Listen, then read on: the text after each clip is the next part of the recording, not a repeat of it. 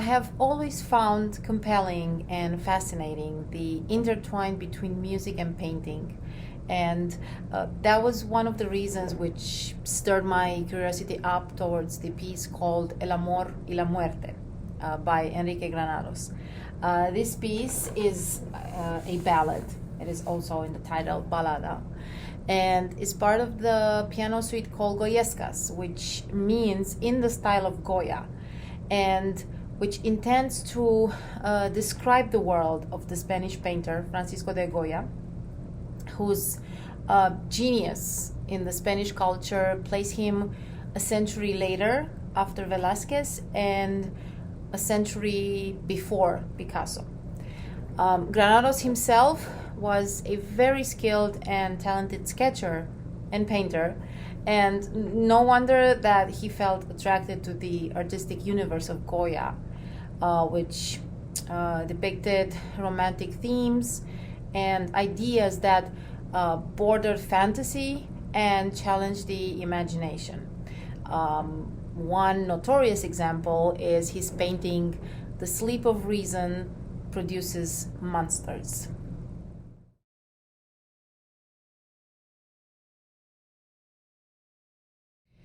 In a letter written in 1910, Granados admitted that he had become in love with the psychology of Goya and his palette of colors.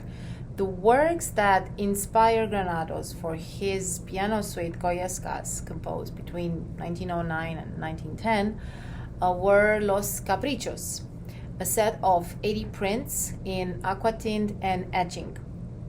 Now, the very one that carries the same title as the piano piece I'm going to talk about at length looks like this.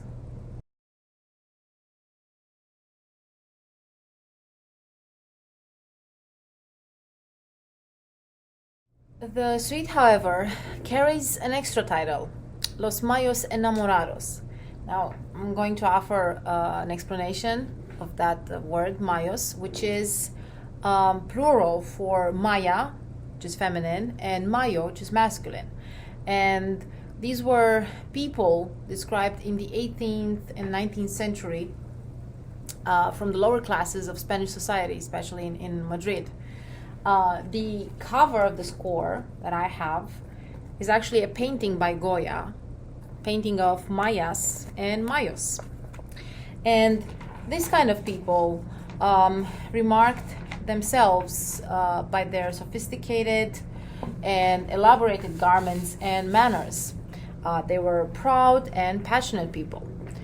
And in the process of creating the piano suite, Granados himself drew 9 sketches of Majos in his sketchbook entitled Apuntes para mis obras, which is translated as Sketches for My Works. Personally, I find this to be of utmost psychological importance for any pianist who intends theirs to touch his music. And what I did before I actually plunged into learning the notes and everything was to look for Goya's paintings and Granados sketches, and just to get a sense of that world, what was so distinct about their perception of those subjects. The piece El Amor y la Muerte, which is the 5th out of 6, the entire suite, is built upon the fantasy style, which means it tells a story with a sense of improvisation and loose structural links between phrases and figures.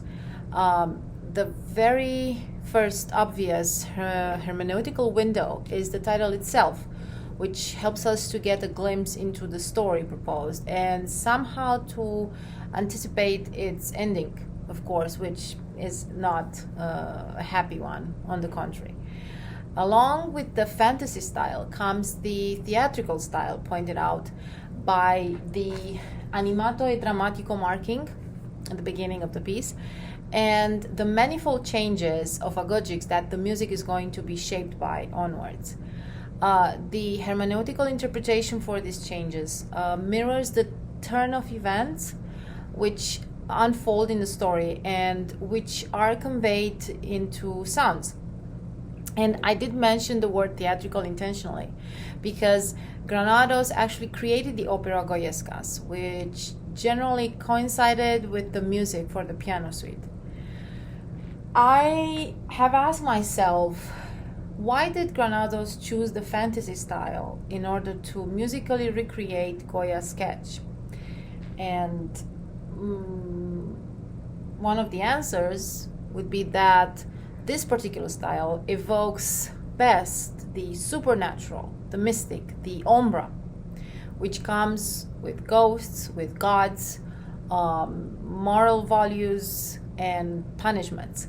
And shortly put, a righteous and unbreakable submission to religion.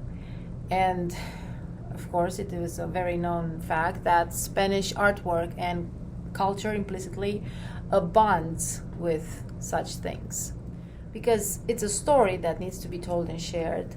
The drama of the events is going to be expressed by rhetorical and declamatory style to match the narrative action, and in contrast by a lyrical and melodious style to accentuate the sentiments that are born due to the course of the events. For example, for the rhetorical style, the beginning, I find it as an introduction because I believe it shows the curtain raising, and so the play is ready to start.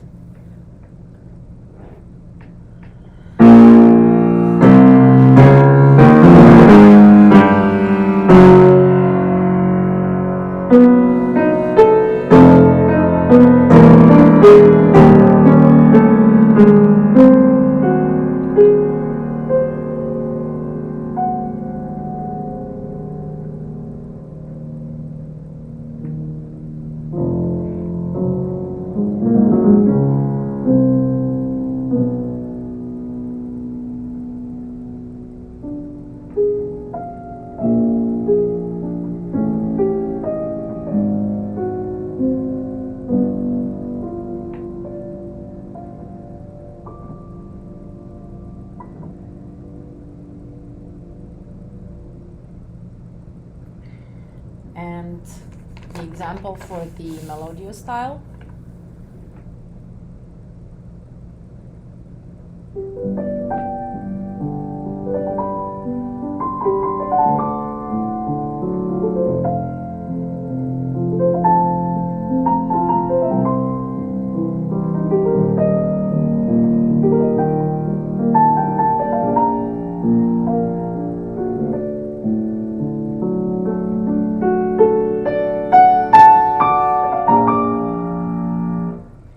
I am in absolute awe how Granados used the word painting concept to convey his ideas to music. Sometimes he actually gives specific hints on what his thoughts are, what he means by certain melodic motifs. For example, the motive of El coloquio en la reja, dialogue at the window, or the motive of Los Requiebros, compliments, the motive of El Fandango, which is a Spanish dance, and the motive of La Maya y el Ruiseñor, the maiden and the nightingale. These are all hints that can be traced back in the previous pieces of the suite, and also in his own sketches, which he had made before writing down the music. Now, I would like to play examples of what I just said. So the motive of the dialogue at the window.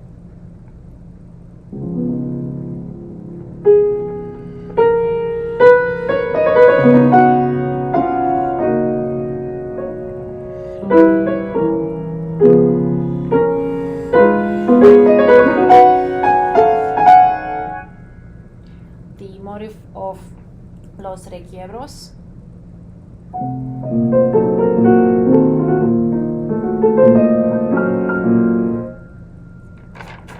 The motive of El Fandango. And the motive of the maiden and the nightingale.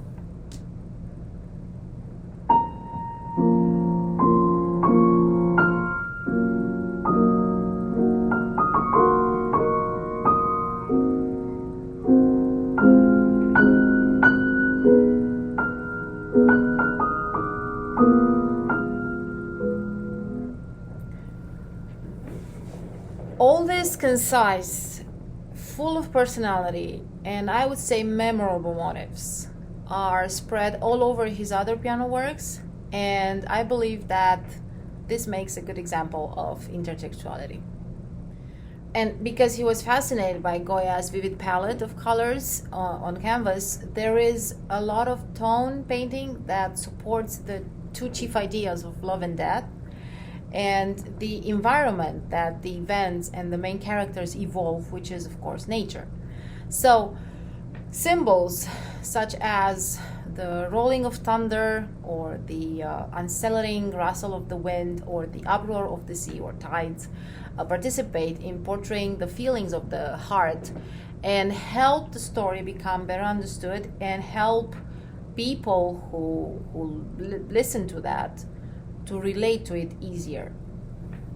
Now, having said all of that, the main music tools in Granados' arsenal, with which he elaborates the music, are pregnant pauses, abrupt shifting moods, unstable and often dissonant harmonies, a continuous development of material starting from short motifs, as I pointed out earlier. However, the element that I consider of utmost importance is the elaborated figuration. And I would refrain myself from calling that passage work, because it's definitely not about that. And it's not about sheer virtuosity, but about a lushy and poignant chromaticism that demands a lot of expressivity. Otherwise, it just sounds too much, too noisy. Plus, there is the indication con dolore, with pain, with grief, suffering, which always accompanies that kind of figuration. For instance,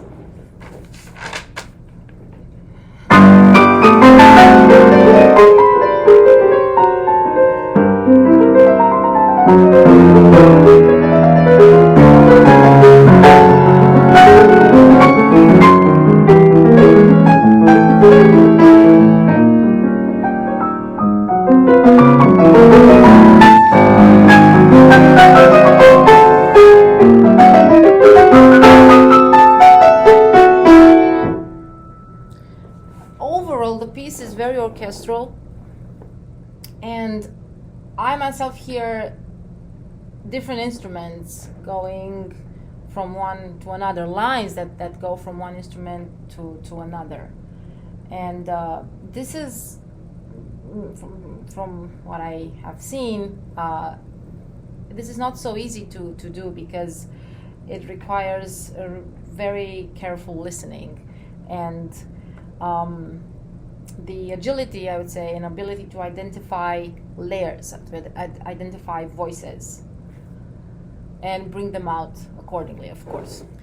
Pianistically speaking, the piece itself requires a great refinement of touch, subtle pedaling, a broad range of tonal shadings, fluid legato on the singing lines, a nuanced and balanced voicing. And what I find a decisive factor for an outstanding reading of this piece is an acute and imaginative sense of drama. Now, the sense of drama leads me to the next point, which is how time is sensed and organized in order to get a convincing sense of drama. I've learned that in order to get it right doesn't mean just to let it be randomly and only hope that, I don't know, inspiration will strike at some point, to wait for a note or on a pause just enough to get it right, but to actually work it out, to try out different timing proportions and experiment with them until it feels and sounds right, which takes time and patience, a lot of patience. But it's worth it. The golden section of this piece, the quintessence, it happens in the middle, and it has a lot to do with the very good timing, proportionally wise. And this moment reveals an incredibly heartbreaking emotional connection, where the song of the Maya is played in the upper register, and it's accompanied by a funeral march-like chorus in the middle register. while in the lower register you hear resonant bell strokes. Basically, no action takes place. It's just a moment of love where time stays still, and it's only about the most intimate form of communication between two people's souls.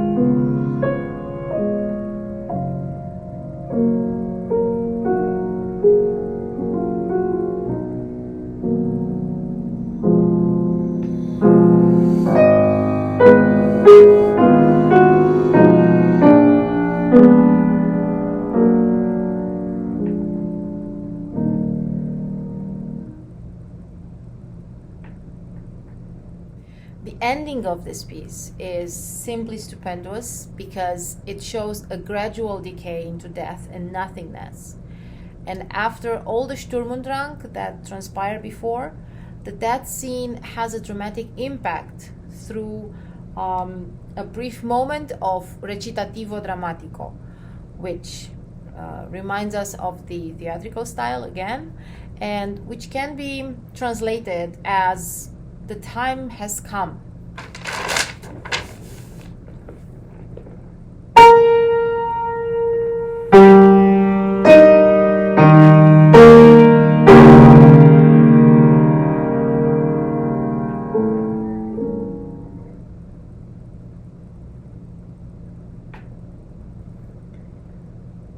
This is a very interesting psychological moment. First of all, because Granados itself wrote down Muerte del Mayo, the death of Mayo, and I believe that in these three bars, with these three chords, it's just it's unbelievable how he actually conveyed that moment, that second, that probably less than a second, I don't know, he conveyed that into sounds. And being a stickler to the rule and actually counting exactly the rhythm as written, I think it doesn't make any service to the music. So I take a personal liberty, and I actually wait a little bit longer on this chord, which is the strongest, and then basically I'm trying to listen to the natural decay of the sound, and then complete with the rest of the two chords. So also body language wise, it's also important that the performer should just stay still and to actually make the listener be on the edge of their seat, like, oh, what's happening, what's going to happen. And what's going to happen is that there are going to be 25 bars of deep strokes of bells going down from the piano, from piano nuance to triple piano, until there's nothing left but silence, and the curtain falls back down. And this happens, this is imagined in the key of G minor.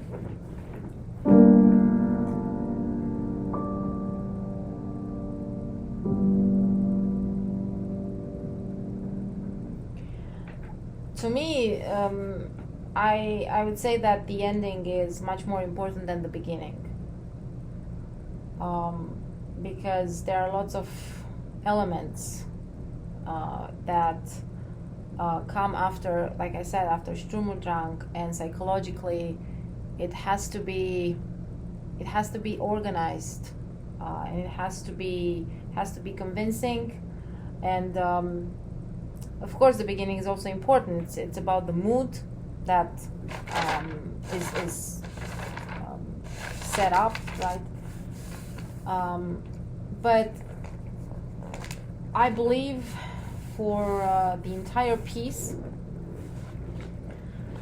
Granados offered a lot of clues and hints and little windows, hermeneutical or not, into his own soul and creative imagination, so that there's a lot of material to work with in order to deliver a very beautiful music, which is complicated but very beautiful.